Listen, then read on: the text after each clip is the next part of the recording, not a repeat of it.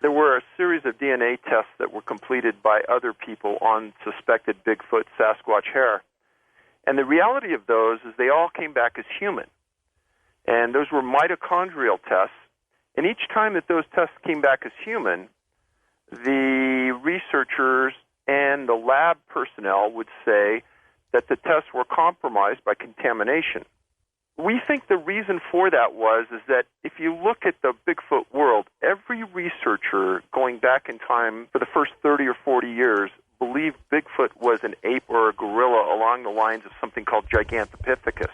And for some reason, all of these researchers refused to listen to Native American and First Nations people who all state it's a human. It has a language. They trade with them sometimes. They're people. They're a type of people. They're different, and they have certain abilities that most people don't have, but they're different, but they're people. Well, everyone seemed to ignore that, and everyone seemed to ignore the DNA results that came through. And so we developed a mission statement as an organization that we were going to start, and we were going to complete this, and we were going to go through the end. And one of the first things that came through was I was in Hoopa, and there was a sighting of a Bigfoot at a house in Hoopa, kind of going through the garbage.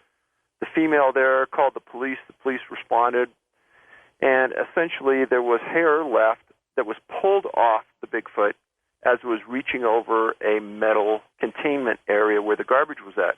And when that hair is pulled out of people, there are little sacs at the end of your hair that contain the DNA that really is useful with hair. And in Bigfoot hair, if you just have the hair itself without the follicle, the DNA inside the hair shaft is so fragmented, it looks nothing like human DNA inside of a shaft. It goes for a few segments, it'll stop. It goes for a few segments, it'll stop. But the hair itself has a unique look that to a hair and fiber analyst, somebody who testifies in court that they can identify hair from different species, animals, people, etc., it has a distinct, unique look only to itself. And if you put it next to 50, 60, 100 different types of hair, that hair and fiber analyst could pick that out as Bigfoot hair every time. So that was one of the screening mechanisms that we used at the very beginning to determine what we were going to study, how far it would go in the gene test, etc. We ended up getting dozens and dozens of samples along with other types of samples, and Dr. Ketchum did something that no other scientist has done in this DNA testing process, and that is she was able to unlock a method to get to the DNA itself and to figure out how to test for it. It was a very complicated process. Everyone else seemed to give up or think that it was just contaminated. In reality, all those other tests that people did, they probably were not contaminated, but the roadblocks and the time-consuming method to get to those issues were so great that everyone just quit. Ketchum continued. And she was probably pushed along by myself and a few others who knew what we had, knew the samples were valid, they were good, they were unique, and the hair and fiber analysts had cleared them and said, no, these are the real deal. And finally, as we get down to the end, and in the releases just the last couple of days, she stated that these are very unique Homo sapiens-type samples, meaning they're modern human. They aren't ancient human. They're within the last 15,000 years, meaning that the evolution of their genetic profile is within that last 15,000 years. But the real unique thing, and the thing that kind of has everybody aghast, is that through the DNA you can know, because of something called GenBank, you can know where the male comes from and where the female comes from going back in your lineage. So say for me, I know that my dad came from Greece and my mom came from Russia. And you can find that in everyone's DNA. Well, in this, we can tell where the mother came from in all of these samples, but the origin of the male is nowhere in the billions of documented DNA ever seen. Now, there's a nasty rumor going around the world that in the paper it says this is angel DNA, and nowhere in the paper does it say that. I can guarantee that. There's competing groups that have started within just the last year saying that they were going to come out with results quickly, et cetera, et cetera. But really the value in this study is that all of the testing came back identical, meaning that if they tested you and me and your wife and all of our friends, we would all come back as Homo sapiens. Well, all of these came back as a unique species in and of themselves, human, modern human, but very, very unique.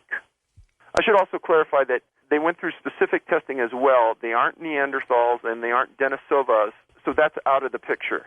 These are thinking, breathing, intellectual people that are quite different.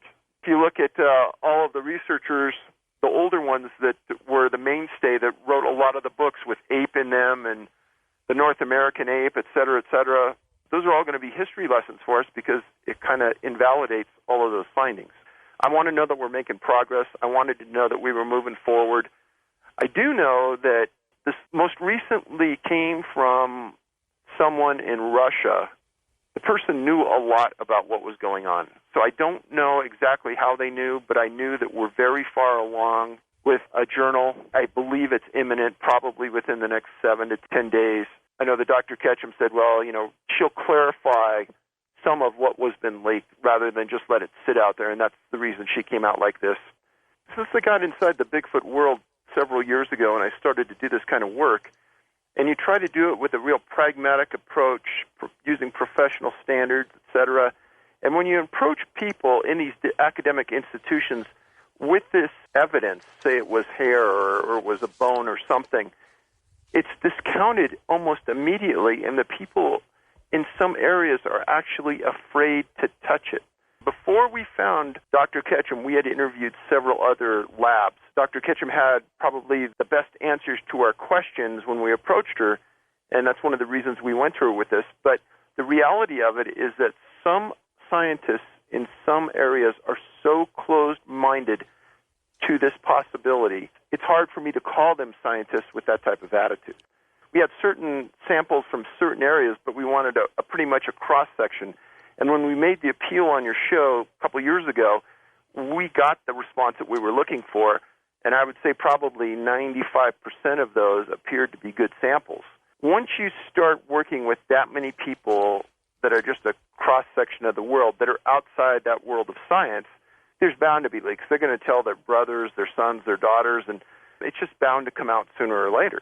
Well, I think a lot of people had a hunch because people really in the know that are deep within this arena, that actually go out and really go in the woods and really try to do research, to gain the trust of people that have had these type of encounters. They've known, as I've written about, away from this study, they've known all along that these are people. I've written in my books that these things have qualities about them that are nothing even close to apes and gorillas, yet it's been ignored many times by some of the best supposed researchers out there. If you just go by the pure science what Dr. Ketchum has released, they have all the qualities that you and I have with this one little twist about an unknown male side. I don't think you can just automatically jump to, that means they come from another dimension or they come from another world. It may be hard for science to admit that maybe we really don't have everything categorized that's been here for thousands of years. I've believed all along by research that we've done that the government knows and has known for many, many decades that they exist. A lot of it comes back from their denial on FOI, Freedom of Information Act requests, their constant statements that they lose documents, their statements that they don't remember things, et cetera, et cetera. So I think that there's a certain section of the world that absolutely knows. Let's look at Russia for a second. They're one of the probably the most advanced of all the countries besides us in saying that these things exist in their country. Few countries are willing to admit it, but Russia is one of those that actually had a big conference on this last year in their country where they brought in researchers from all over the world. I think that certain people know. I think certain governments know. I think it may be a hard pill to swallow that it's going to get the publicity it's going to get. And I think that if you're a science-oriented person, it's hard to ignore the quality of science that Dr. Ketchum and his team has put together. In fact, if you're a science-bred person, you can't ignore it. I had hundreds and hundreds of emails saying, no, don't stop. Here's a lead. And the truth is that there's probably far more going on in North America than we really understand. It's overwhelming almost how much knowledge we have now on these things. I mean, we have been absolutely blistered saying by a certain element, and we don't know what element it is, that are saying that we've just plopped these cases together and we're trying to sell a story, we're con men because we're doing this. When in the reality is that there's a lot of kids that we wrote about that have never been found. We never stated what's causing this because we don't know for sure. And for the people out there that have had children, think about a 21-month-old boy that's sitting in the living room with his puppy and you, and the door to the room is locked. The mom walks out of the room to use the bathroom. Somehow or another, and nobody knows how, the front door gets unlocked. The boy and the dog go outside. The mom steps back in the room after using the restroom only a couple minutes, and this house sits in an area that's probably 150 or 200 yards to the woods, and there's a field, a cleared field that surrounds the home. She walks out, she doesn't see anything. No dog, no boy, no nothing. And there was also another small puppy in a small pen right outside the house, and that puppy was gone. A massive search goes on. So really, how fast can a 21-month-old run under the best of conditions? Well, about 2 miles from the home, there's a river called the Tiger, Tyger River. Late in the afternoon, 24 hours after the boy disappears, 2 deputy sheriffs are in kayaks on that river looking for a body. A helicopter's flying up and down the river looking for this boy. And they make a pass around this turn and this bend in the river, and they go through a small straight section. The kayakers, right after the helicopter clears that, they go around the bend, go down the river, and in the middle of the river, on a sandbar, sits this little boy.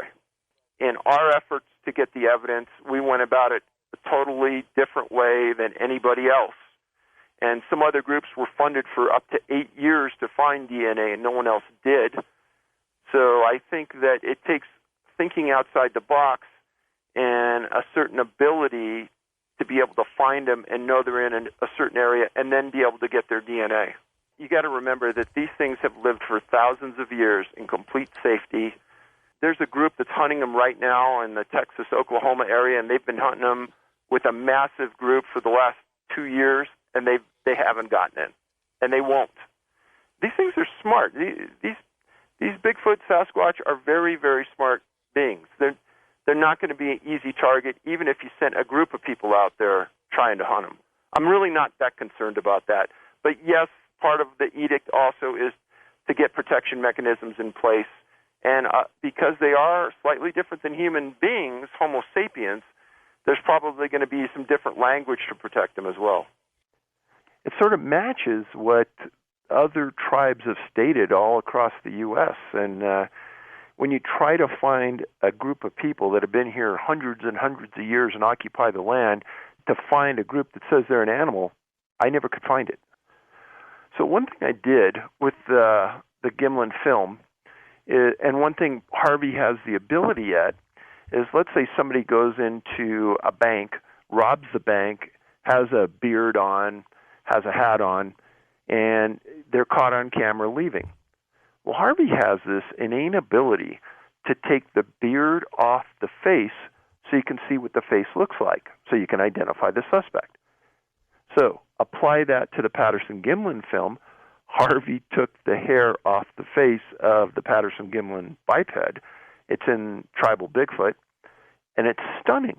It looks like a Native American man. I think people forget how different humans are. In my presentations at conferences, I sometimes will take a variety of photos of Amazon tribal members, of people from northern Ukraine, of people from China, and I put these pictures up there, and it's phenomenal how different humans look. If they are some type of human, as I think they are, then it just follows with what we understand about our own people. So think about a 12-year-old kid who doesn't have much association with fire. Not a grown adult comes into the fire, is playing with it because they have this unique opportunity. That's kind of what I was thinking as I read that article. It's from California, I think from the mid-1800s. And I think it was a hunter that knew something was messing around, but he couldn't figure it out, so he waited on a ridgeline. They came in, and he saw this. It's not unusual that hunters and campers and other things in the woods have seen these things doing unusual things. Other times they're seen in a lake playing like kids in the water. Again, the behavior that you read about reminds you sometimes of children, and especially when the sizes match proportionally a smaller Bigfoot, you think, well, it must be a young kid. And, sometimes I question the credibility of some of these articles because who saw it? How did they get to those conclusions? Was there any evidence left behind? These older articles are sometimes tough to get to the root of where they came from or how they came to those conclusions. I don't put a lot of emphasis on that, but in the near term, I've never found a Bigfoot nowadays that's conclusively killed anybody. When I started writing the Missing 411 books, there's a lot of erroneous information that I have associated this topic on Bigfoot with Missing 411. I never have. I've never stated that I thought that Bigfoot was involved in these things. Why? Because I've never read a credible article implying that they did. Since the 411 books came out, all of a sudden, people have started saying, oh, yeah, this campsite, these campers were killed, this was happening. And I get these once a year, say, and every time I follow it up, I find that it's not a credible source, it never happened, yet the myths keep perpetuating on the internet, and they're not true. Some people believe, oh, it's a cover-up. As someone who has spent an enormous amount of time in these rural areas with these rural sheriffs and deputies, those people do not give a damn about what the federal government thinks about their behavior, and trying to convince them to keep their mouth shut, that's never going to happen. They will tell the truth. The feds aren't going to be able to keep them clamped up. So when you hear these stories, oh, these campers were killed by something really mysterious, if it was happening, I'd hear about it from these guys. And they say, half the time they say, it never happened. It's a completely phony story. How can you leverage it as credible if supposedly they were getting carried off? Who saw it? And why aren't the names there? And if somebody's writing about it, then say it. The number of times I have heard a hunter say, there's no way I could shoot it, it looked too human. I have never heard of a hunter say, oh yeah, I had to kill this thing, I shot it in the head, or it looked like an animal. I have not heard that. I've heard the human side of it from a fireman, policeman, credible sources that continually say the same thing. And it isn't just one time in history, it goes way back in history. So there's something to this that got askew where they said they started looking like apes and animals, and there's this segment of the Bigfoot world that wants to go out and kill one. I don't have any idea why they think they need to kill one. Maybe it's some kind of overload on testosterone, but they should wake up to the reality they're never going to kill one. It's not going to happen. Probably the one case, the Minnesota Wildman, that has a lot of intrigue to it because I've seen pictures of it and I've seen descriptions of it, and it is unusual. Nobody quite knows what happens to it, but a lot of people just poo-poo it and say, oh, that was a fake meant for the circus. But the more you dig into that one, there was something strange with that. It's an interesting phenomenon when you start to look at the sighting locations in conjunction to the giant sightings, skeletons, and then if you go back in history and you think about where did we first establish civilization and cities, and as we moved west, where were these locations?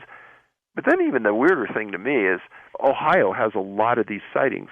Bruce Maccabee lives in Ohio. He's a friend. I went to spend 4 or 5 days with him earlier this year. And the strange things that he's told me that have happened in Ohio, in the air and on the ground, it's really strange. When you look at the descriptions that they're offering, it's almost identical to what they're seeing here in the U.S. at the same time period or thereabouts. And then when you think about present-day sightings, again, from almost every continent in the world, which is unusual. People always tell me, well, what about the Star Wars creature that looks like Bigfoot? I said, yeah, that's kind of strange. Unusually, and occasionally, even nowadays, you hear about Bigfoot wearing clothing. It kind of goes unexplainable because why would they do that? But, maybe it's some association. Maybe they're trying to break a barrier if they're seen. Maybe they think they'll be accepted more if they're seen. Maybe people won't be so scared. We could all throw in our conjecture about why that may be happening, but it happens too often for people to be fabricating it. I hear it occasionally, but not very often. There's famous stories out of Arizona and New Mexico on the high plains out there where they have these, and many times an association between, and this is where Bigfoot people their heads start spinning, but where there's this association between Bigfoot and UFOs. Even in the Hoopa book, I wrote that many of the tribal people said that they saw a UFO in close time and space to the point where they saw a Bigfoot. And they regularly saw UFOs on many of the tribal grounds. And when you talk to these tribal members, the elders, they believe they came from the stars. Once they have your trust, they will tell you, hey, there's this association between us and them, and they're a different kind of tribe and a different kind of people, but they came from the same place we did. When you start to go back and you look at the history of these certain areas, there's a lot of tribal people that will tell you, we've had visitations for hundreds and hundreds of years going back in time, and almost all of them believe that they came from the stars. This is the part that really, really is unusual. Several years ago, one of my best friends, their parents own a dairy farm. And I started talking to him about this, and I said, I keep reading that they may be milking cows. What do you think about that? And he goes, let me go talk to my parents. So they own a huge dairy farm. And he went out there and talked to him, and I think he's 80 years old, this guy's dad. And he looked at him and he said, every once in a while my cow will come back from nowhere completely milked. I don't understand it. The same man told him, he says, every once in a while I'm on the far corner of my property and something tells me, don't turn around. Get back on the horse or get back on my ATV and leave. And he does. And then the man said, well, every once in a while I found a bucket way out in the corner of the property. I don't know how it got there. I think when you get the trust of some of these dairy farmers way out in the middle, they're going to tell you the same thing, because I've heard it many times. Well, according to the tribal people who have seen them take deer, etc., they're an omnivore. And many times when the natives are in the middle of the woods hunting themselves, they'll come across a deer that's stuck up in a tree, and like a 250-pound deer. A native guy couldn't have done it, and they don't know how it got way up in the tree. How did it get there? So drones are an interesting topic, but there was actually some PhD-level people that thought that drones were going to be good for finding Bigfoot, and that was a complete bomb. Drones are never going to work for a Bigfoot topic. The missing people topic, they have used drones before on missing people. It hasn't worked real well. You can't use a drone in a national park. It's against the law, and there's a huge fine, so probably won't happen. Well, the description that Smith gave would match a Bigfoot. But then there's people who are researching this topic who believe that the Bigfoot may be some type of Nephilim from the Bible. And when you read that, there is some association there that makes some sense. Now, Scott Carpenter, another researcher in the Bigfoot world, has written a book about this. It's compelling, and there's some strong evidence that he's come across that may join the two topics. And other things, like in the Smith incident, the part that's unusual is that it came and it spoke to him. And he never said it mind spoke, but more like it spoke to him. So I've always stated that I'm a man of facts. All of my books are filled with facts. There aren't any opinions about what's going on. I allow you to come to your own opinion. And why do I do that? Because there are no facts to establish any current pattern that points to one suspect. When you look at the Bigfoot world, there's nothing that points to an exact equation of what we're dealing with other than the DNA. But again, if you stick with the facts and allow the public to come to their own thoughts, I have never met anybody who's read my 8 books, and there have been thousands, that has come to me and said, I know exactly what's happening. A girl disappeared in Wyoming, and 2 people who were poaching were out in the woods, and they claimed that they saw a Bigfoot carrying this body under its arm. It appeared dead. These people never came forward. I don't know who they are. The story was given to me from another Bigfoot researcher that's well known, and this guy was called supposedly by these two guys, and then he told me. So it's third hand down the line. I would say might be true, might not, but there's no evidence that it is. And when you talk to the Native Americans, some of them say that Bigfoot does bury their bodies. When they bury them, they put giant boulders on top so that they'll never be disturbed. Another story I've heard is that they'll bury them in a river under giant rocks, and they'll carry the body out into the middle of the river. They'll put it under giant boulders in the river, and it'll dissipate and never be found. The idea is that the body's never touched. So it could be true. I think the Patterson-Gimlin film has never been debunked. Disney Studios came out and said that at that time, they could have never made a costume that was as good as what was in that segment. So it's a minute-and-a-half segment in 1967. I want everyone to think about what was the percentage of people in the wilderness in 1967 that had the ability to take film of anything while they were in the wilderness. It was minute. Now think about today. Nobody has ever come close to taking video or film of a Bigfoot in the wilderness for a minute and a half like they got on that PG film. Yet today, there's probably close to 100% of everybody in the wilderness carrying a smartphone, which has the ability to catch that. So I want everyone to understand that I do believe the Patterson film is real, but why haven't we caught this biped on film in that quality of a location and segment like they did in 67? There was something phenomenal about that event that caused that female Bigfoot to stay there. Because every other time, they immediately run. They won't look at the camera like this one did. They won't hang around and linger knowing that people are watching them. Something unusual happened. Again, one of the reasons that makes this entire topic difficult to research. For many years, there's been a lot of people that have taken different venues and ideas trying to understand how they can come to some resolution with it. And from the get-go, we started off understanding that DNA would probably be the solution.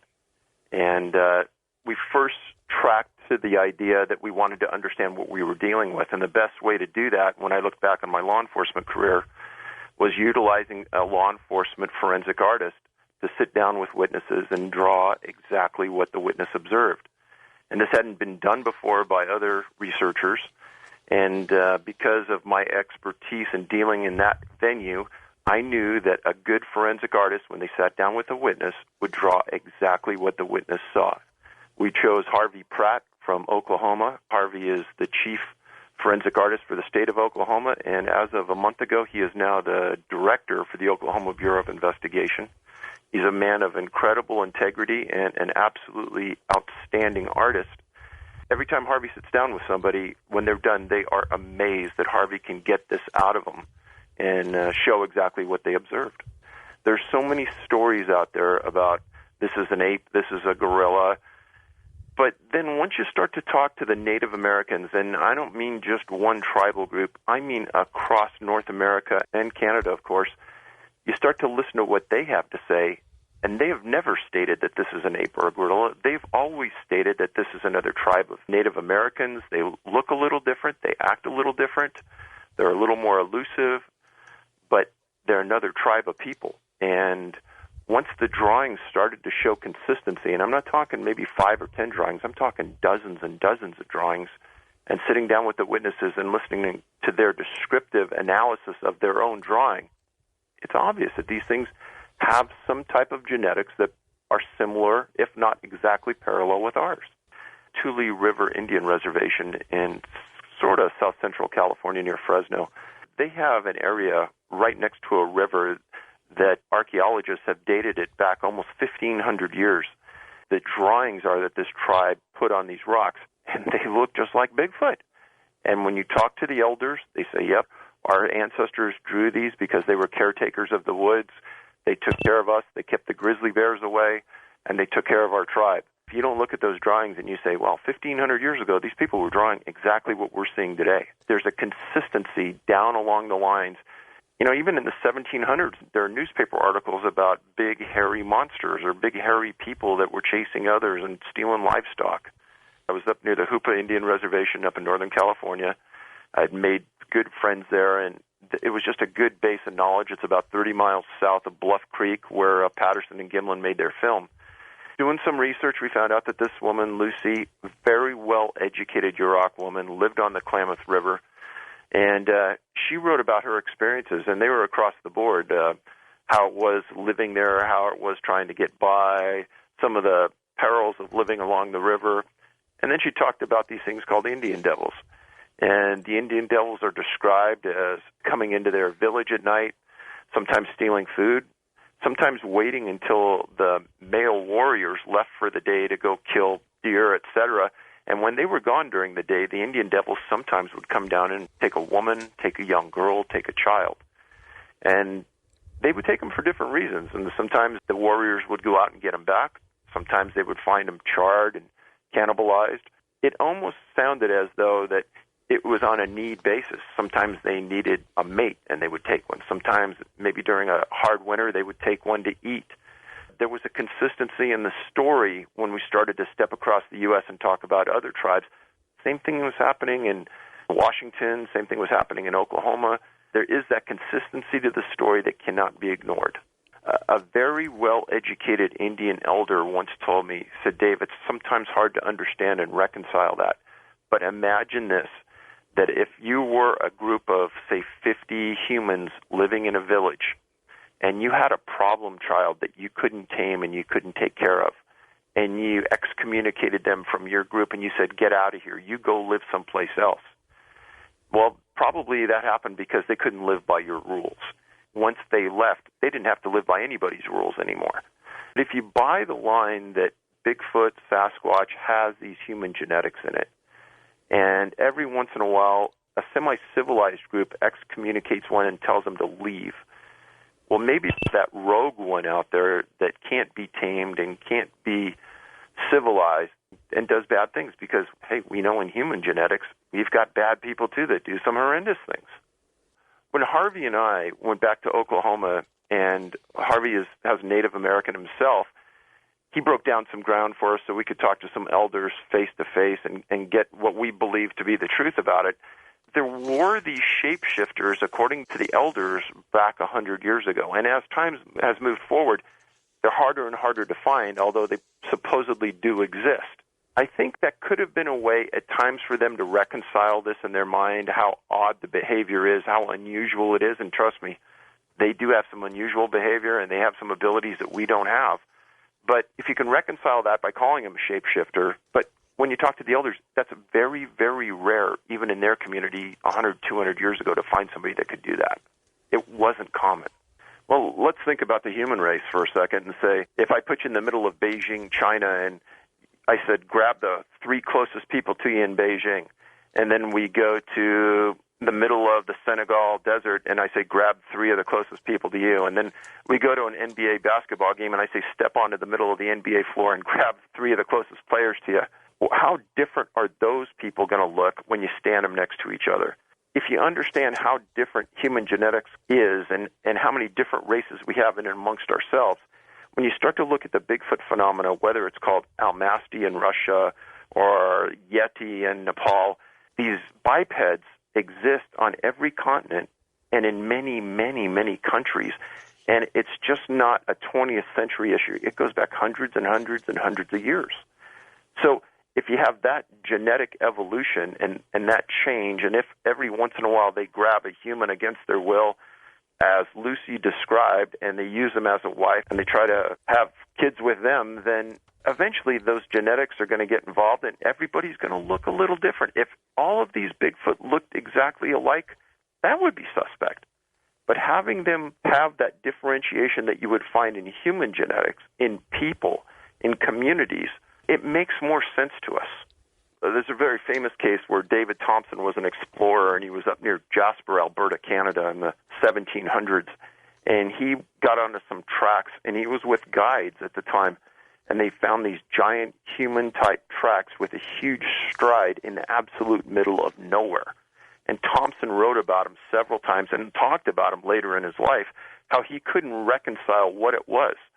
And other people said, oh, it's just a giant grizzly or something. And he came back and he said several times, no, it couldn't have been a grizzly. And it bothered him at that level. Then if you go back to Tule River and you say, well, 1,500 years ago they had these things drawn on walls, they look identical to what a silhouette of a Bigfoot Sasquatch is today. And if you can think, well, a lot of people put all the relevance into what Jerry Crew named Bigfoot in 1958 up at Bluff Creek. And really, it's just been everybody falsifying and hoaxing ever since. But if you go back in the record, even to the starting of newspapers, there are these stories. Trappers in trapper journals. When the people came over on the boats to the California coast, there are talks about them hitting land and running up against hairy giant people. Same thing on the East Coast.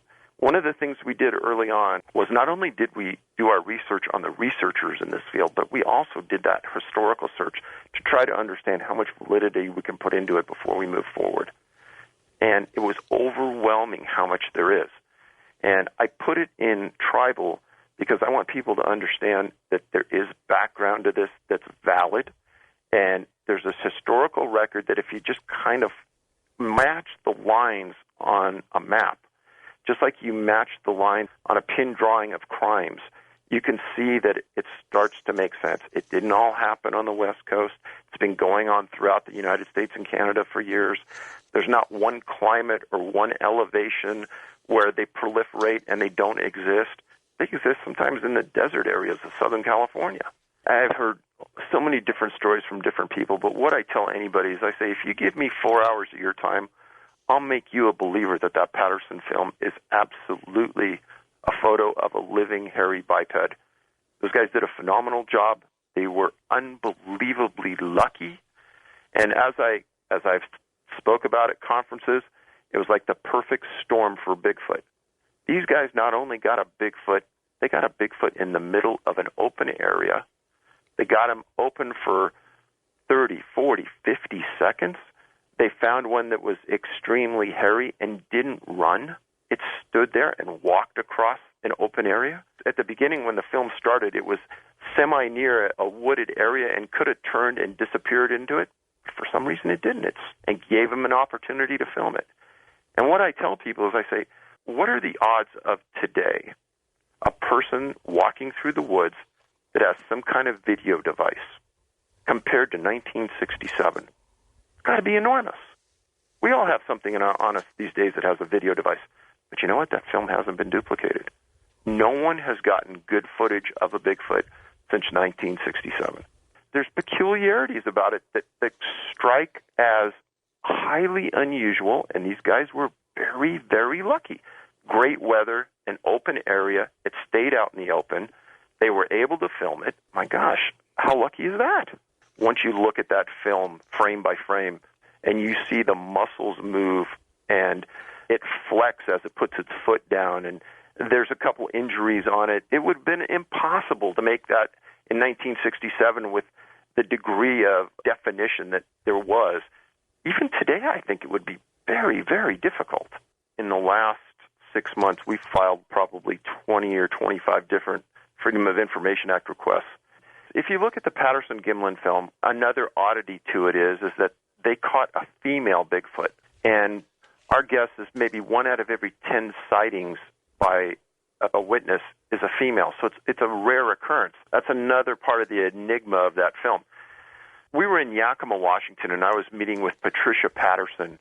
And Patricia has 5 plates that were made from the original Patterson-Gimlin film. And these plates are highly developed, meaning the picture that you can get off this plate is probably 10 or 15 times better than taking a photo of the frame of the film. And some people had gone up before us and had it scanned, and they did it at a very low resolution. We took the whole day, and at the absolute highest resolution, we got copies of these scans, and we gave them to some people to study. Well, while I was there, 2 of us walked into the shop that rented Roger Patterson the camera that took the film. One of the owner's sons is still there, and I asked him if there's anything unusual that never really came out of this regarding the camera. And he says, well, the most unusual thing is, he said when he was 14 years old, the FBI, 2 agents came inside of his store when he and his dad were working there and asked to see the camera that Roger Patterson rented. And his dad said he didn't have it. And the agent said, well, can you get it? And his dad said, well, I don't know if I can because I'm not exactly sure where it's at. And he said, but why can't I just give you a similar camera and that'll probably do the trick for you? And the agent said, no, we want that camera. And he said, well, why do you want that camera? And he said that they wanted to measure the speed that that film was set at to understand how fast that biped was walking. So that was almost 2 years ago now I was there. And we immediately came back and filed a Freedom of Information Act request on the FBI files associated with that request. We write these very well because we have a couple friends that are agents that told us, if you write specific language, they're going to give you specific things, and if you don't, they're going to give you a lot of garbage. And we rewrote that thing 4 different times, and 4 different times the FBI said there's no such record of anybody visiting that shop, no such record of any investigation into Patterson, Gimlin, or the footage. We have literally probably written 60, 70 different letters about this to them, and they claim that there's nothing and that they've never had an interest in it. We've been in other locations and said, and people have told us that the FBI came in and asked them about things related to Bigfoot. And let's go back to that Patterson-Gimlin film for a minute. There's a certain frame there where the biped turns and looks right at the camera. And one of the plates we have, very high resolution. It's a perfect picture of this thing turning around and looking. So Harvey Pratt is an expert of, say, taking a bank robbery photo where a guy puts on a beard and mustache and goes in and robs a bank. Well, Harvey can go in and take the beard and the mustache off the person and let everyone see what he looks like without the costume on. So we came back and we said, Harvey, can you do this with this picture? He said, yeah. And then he looked at it and he said, whoa, you guys are onto something. He took the hair off, and to me, what it looks like is it looks a lot like a Native American man. And to that point, if you go back to what the Native Americans in Washington and in British Columbia said in the 20s, that this is another tribe, and if you listen to what Lucy said about them interbreeding, it all starts to fall together, that these things have this genetic line. But they also have these an enormous ability to speed and strength that obvious humans don't have. Back in the Cold War era, Russia was looking at the possibility of using ape and gorilla hybrids as military people. A lot of the scientists out in Russia that were studying the Almasty or the Bigfoot of Russia thought that there was a possibility that they were trying to maybe use some parallel Almasty as a soldier. So maybe that there was some person in the government that heard that Russia was doing this there and said, well, maybe we should be looking into this as well. Why our government would be concerned, or why would they want to keep this a secret? I think the obvious starts to come out the more you listen to governmental reps' stories about why these things aren't recorded in official docs. We've talked to a lot of rangers who have had sightings, and they're told by their supervisors, don't write it down. I just interviewed a guy the other day, he worked for the National Park Service. Supervisor told him, don't write it down. If you think about the government's control over everything, very rarely does the government ever want to say, we can't control the situation. If there ever is a situation that they can't control, it's Bigfoot in the woods of the world, because they have no control.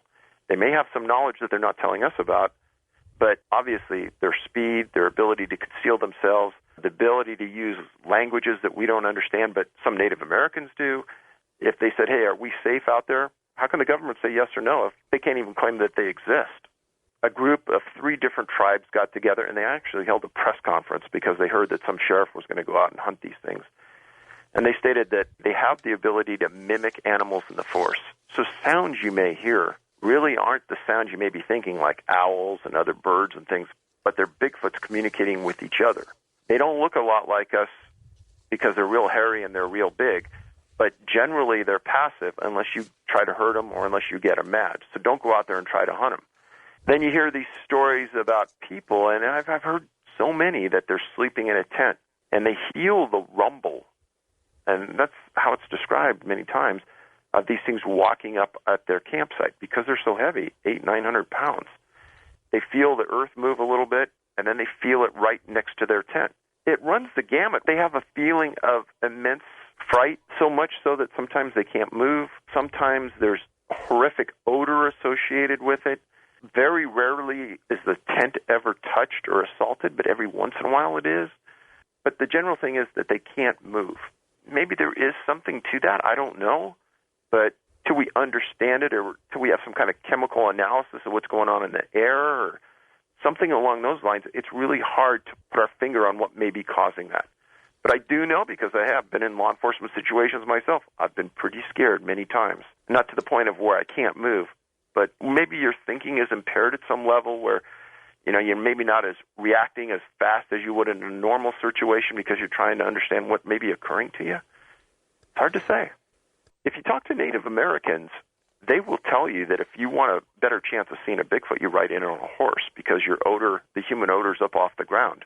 I interviewed a wife of an individual named Syl McCoy, and Syl was the head of the U.S. Forest Service station in Willow Creek in the 50s and 60s. And Syl was an amateur researcher himself, and he and Bob Titmus one day decided that they were going to try to see a Bigfoot because there were certain tracks that were coming out of the Trinity River at this one location. And these guys were smart enough to get up in a Douglas fir tree 100, 150 feet up out of the air and sit there all night because they knew get themselves up off the ground, they would have a better chance. So all researchers out there, that is the correct way to go. Because you talk to natives, you talk to the older researchers, you got to get that odor up off the ground, and a Bigfoot will walk right by. And the best example is you can read dozens of sighting reports from people in deer stands. I included a report from the Army Corps of Engineers out of Washington, but that wasn't from a FOIA request. It was more of our own research where they talked about Bigfoot in an almanac that was produced by the Army Corps of Engineers in Washington. And they talked about it like it was a real being. That was interesting. But we have laid into it heavily in just the last 6 months, just like with a razor-fine edge, asking specific questions on specific issues at specific locations. This ranger that we interviewed the other day, I got that from a U.S. Forest Service law enforcement officer who heard that this guy had actually seen one. We went and interviewed him. He goes, I'll go on camera with it. I'll explain what happened. But there were 3 of us in this one area. We all saw one at different times. We were told not to report it. Nobody wanted to hear about it. Why? I think that there's several different factors that could be considered the Holy Grail. Let's look at the footprints for a second. There's an individual named Jimmy Chilcott out of Texas that was a police technician. There's something called dermal ridges in a person's foot, kind of like the fingerprint of the foot. In several casts going back decades, he found these dermal ridges in the casts of these large giant prints. And literally, those couldn't be faked or hoaxed. He made several presentations that I've seen where he said, hey, these are real footprints from a real creature, but they're not made by a human print because the dermal ridges go at an angle that human ridges don't. So that's one thing. Now, hair offers us some real obstacles, and I've got the best lesson of probably anybody out there because I've been at this now for 27 months with Dr. Ketchum and her staff. In a human hair, 95% of human hair has a medulla in it. The medulla is a solid core that goes down the center of the hair, and in that is our DNA. At the follicle level, there's nuclear DNA. And maybe 4 or 5% of the human hair doesn't have this medulla in it, and it's absent. Well, it's almost opposite for Bigfoot hair. Maybe 98 or 99% of Bigfoot hair, if it has a medulla, the DNA in it is so fragmented, is so minimal, that it's not workable. Until we've got multiple samples, and we tried this over and over again, it just doesn't work. And so what I tell everybody, if you have a hair and it doesn't have a follicle at the end, it's worthless for getting DNA at a Sasquatch Bigfoot level. We need the follicle. The follicle obviously is the core, the root that goes into the body. And unfortunately, for Bigfoot hairs, very small percentage of these hairs have follicles. Whether it's the way the hair comes out, whether it falls out at some level very easily, we don't know.